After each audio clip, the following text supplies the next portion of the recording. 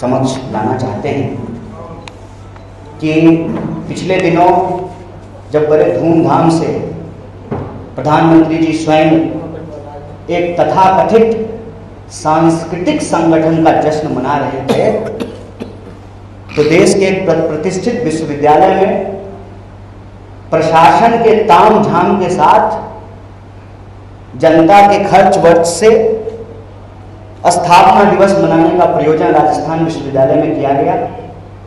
NSUI ने कहा कि हर राजनीतिक दल, हर सांस्कृतिक दल के अधिकार संविधान में समान है। किसी एक पार्टी की सरकार है इसका यह मतलब नहीं है कि देश के विश्वविद्यालयों को उनके संगठन का, उनके विचार का चारागाह बना दिया जाए। और इसका पुरजोर मुखालफत राजस्थान एनएसयूआई की पूरी यूनिट ने की, राजस्थान प्रदेश अध्यक्ष ने किया, विनोद जाखड़ ने किया। पूरे शासन प्रशासन का इस्तेमाल करके, पुलिस का इस्तेमाल करके उनके साथ मारपीट की गई और तमाम नेताओं और कार्यकर्ताओं को कई घंटों तक अलग अलग थानों में घुमाते रहे और अभी जो है उनको पकड़ करके जेल में भेज दिया गया है। हम कहते हैं यही आरएसएस की व्यवस्था है।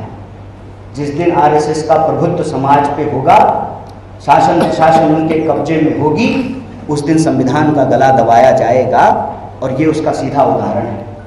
आपको अगर कार्यक्रम करने का अधिकार है तो वो अधिकार सरकारी संस्थानों में करने का नहीं है। और अगर आप सरकारी संस्थान में कर रहे हैं तो आप अगर कार्यक्रम कर सकते हैं तो इस देश का नागरिक और विद्यार्थी होने के चलते उसका विरोध करने का अधिकार हमको ये संविधान देता है।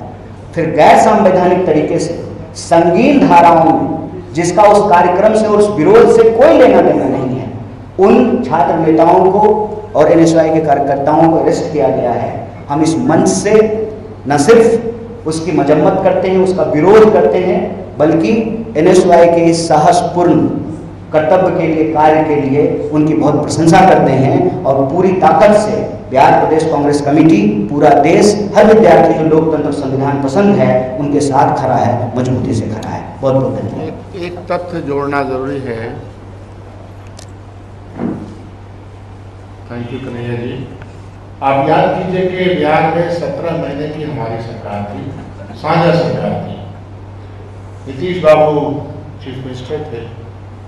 बिजली पे, बजट पे बहस हो रही थी। माननीय मुख्यमंत्री जी ने खुद कहा, बिजली मिनिस्टर विजेंद्र यादव जी मौजूद थे और प्रतिकार किया भारतीय जनता पार्टी का और केंद्र सरकार का कि गुजरात में हमसे सस्ती बिजली, जो कि कहा जाता है कि पिछड़ा राज्य नहीं है, और बिहार में महंगी बिजली दी जा रही है। वक्त तक निकाल लीजिएगा उस वक्त के बिजली मिनिस्टर का, जो आज भी बिजली मिनिस्टर हैं, उस वक्त के मुख्यमंत्री का, जो आज भी बिजली मिनिस्टर हैं। तो ये जो विरोधाभास है, सरकार कुछ भी कर सकते हैं, क्योंकि एक तो प्रधानमंत्री को आप लोग साधारण मनुष्य मत समझिए। नॉन बायोलॉजिकल अवतारी ईश्वर के अवतार हैं, तो उनके बारे में साधारण बात मत क्या कीजिए।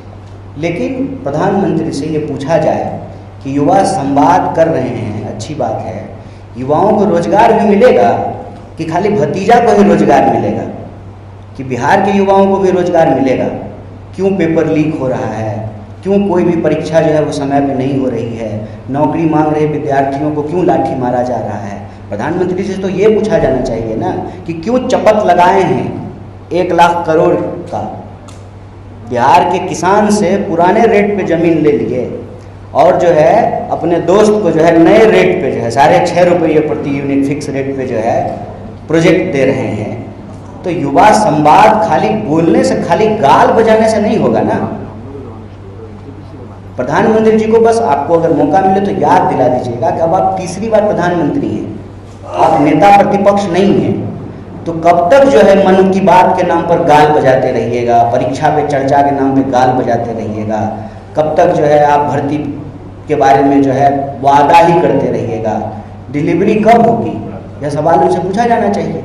आप लड़ाइएगा तो लड़ लेंगे, काहे नहीं है?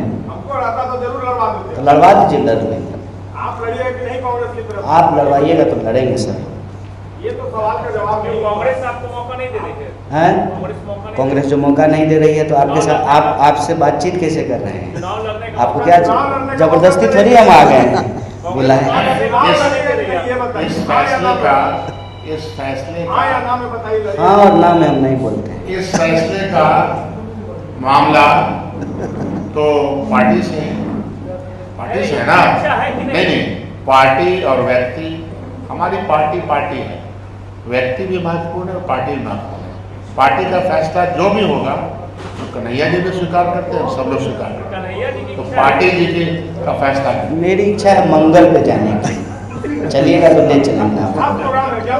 बहुत धन्यवाद।